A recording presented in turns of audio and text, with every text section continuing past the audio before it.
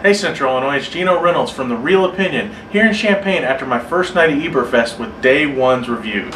The first film I'm going to talk about is Joe vs. the Volcano. Now this is the only film in the lineup that I have actually seen, but I saw it a long time ago and I remember hardly anything about it. And I gotta say, it's hilarious. I miss Tom Hanks like this. I'm talking big Tom Hanks.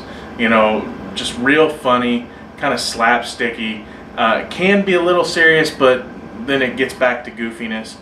I miss this kind of Tom Hanks. And not saying Tom Hanks isn't a great serious actor, because he is, because he can be. I love movies like Forrest Gump and Apollo 13. But this kind of Tom Hanks is what I like. Big is, I think, my most favorite Tom Hanks movie. And this kind of reminded me of that. Not as good as Big, but still pretty darn funny.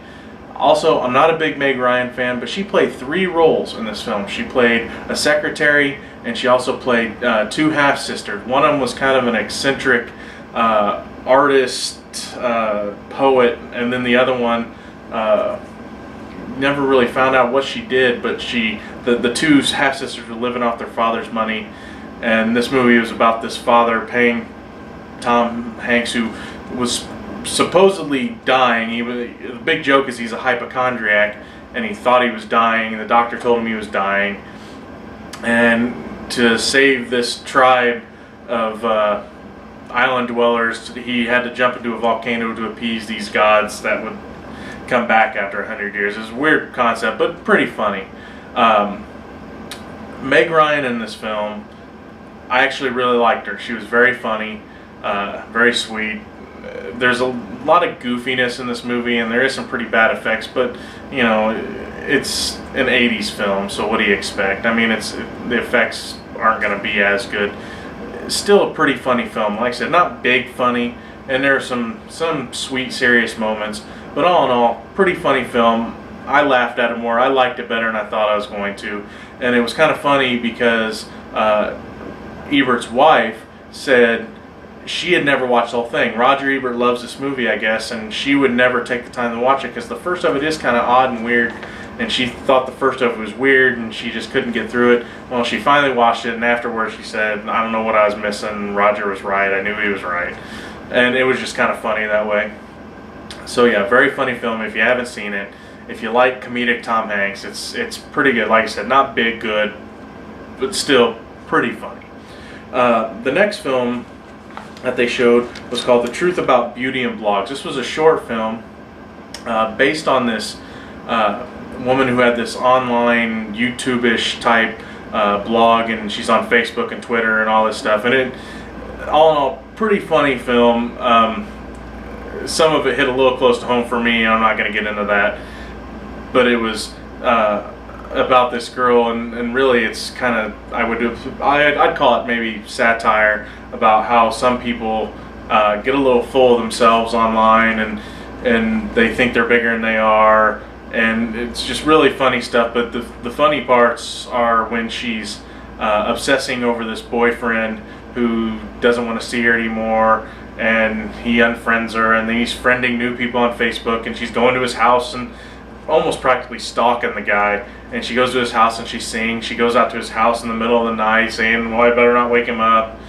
And it had a lot of funny stuff. It would show titles of things she's supposed to be promoting on her YouTube page, like how to make a beauty mask, and she's complaining about her boyfriend. It is pretty funny stuff. I don't know where you can see this film. It's just a 15-minute long film. Pretty funny stuff. It was a nice transition between the 2 longer films of the night. It was just a nice little break between Joe vs. Volcano and the film we'll talk about next. But if you get a chance to see it, it's just kind of funny. It just makes fun of Facebook and YouTube and Twitter and all that stuff. And social networking needs to be made fun of a little bit nowadays. It's definitely kind of a joke at times. It really, I think it needed to be made fun of, and this film did a pretty good job of it. The last film of the night is called Funny Business, a Black Comedy. And what this is about a Chicago comedy club that opened up in the 90s called All Jokes Aside. I had never heard of this. I assumed a lot of black comics came from Black Comedy Jam and places like that. Well, a lot of them got their start at this place called All Jokes Aside. And as a child of the 90s, I was in high school in the 90s, junior high school, and some college. I watch a lot of stand-up comedy, and some of my favorite comedians are Chris Rock and Bernie Mac and Steve Harvey, and I love watching especially a lot of black comedy. I found this very funny. It just talks about this whole history of the people who started this comedy club, and that they didn't come from a comedic background or anything, and you'd be surprised how many of these comics went through here and got their career start here. And it wasn't even all black comics, because they mentioned like Carlos Mencia and a few others that went through here and got their career started. I mean, Bill Bellamy, the Kings and Queens of Comedy all started there. Tons and tons of black comedians, especially black comedians, went through this comedy club, and the whole thing was just hilarious. If you enjoy stand-up comedy at all, you'd enjoy this film. I was practically rolling in the aisles, because they would show a lot of clips from comedy from this club and other places, when it was talking about people that they helped produce. I enjoyed this film a lot. So if you get a chance to see it, like I said, if you're a fan of stand-up, or just a fan of comedy in general, or a fan of a lot of black comedians, watch it. It's good stuff. I enjoyed it immensely, and I'll tell you what, whenever I went to see these movies tonight, I hadn't slept a lot, and the movies that they showed tonight kept my interest. I didn't get tired at all. I laughed. I had a good time. So the first 3 films of this festival, good picks, Roger. And I'm hoping that the rest of the films that you picked are good as well. I've got Thursday, Friday, Saturday, and Sunday to go. There's 3 films on Thursday, 3 on Friday, 3 on Saturday, and 1 on Sunday. I will have reviews of these films the day after, by morning, hopefully, as long as things go well.